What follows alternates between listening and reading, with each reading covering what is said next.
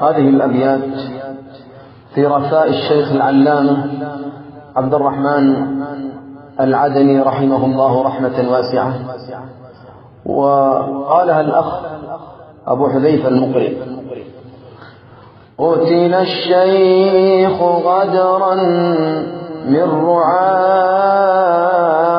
حاقدين، قتل الشيخ صبرا من يهود ظالمين، قتل الشيخ لكن سوف نذكره سنين، قتل الشيخ مهلا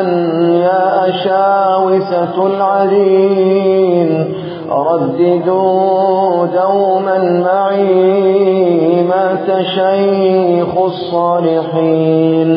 مات من نشر العلوم، مات شيخ الصائمين، مات من باع الحياة برضا رب العالمين، كان حصنا واقيا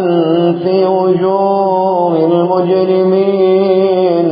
كان سدا مانعا يرتدي ثوب اليقين، كان ينشر سنة ودين رب العالمين،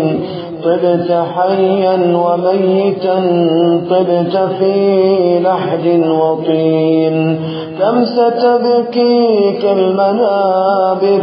كم سنسمع من خنين، كم ستذكرك الدفاتر كم سيذكرك البنين، كم ستبكيك المقابر بل وكم رجل حزين، أنت حقا عالما عاش مرفوع الجبين، أنت حقا زاهدا عشت في دنيا ودين، لا تلمني في بكائي كيف لا أبكي الأمين، كيف لا أبكي حبيبا كان رأس الزاهدين، كان رأسا في الثبات كان دوما كالعرين، رب فاجعل شيخنا في رحاب المرسلين،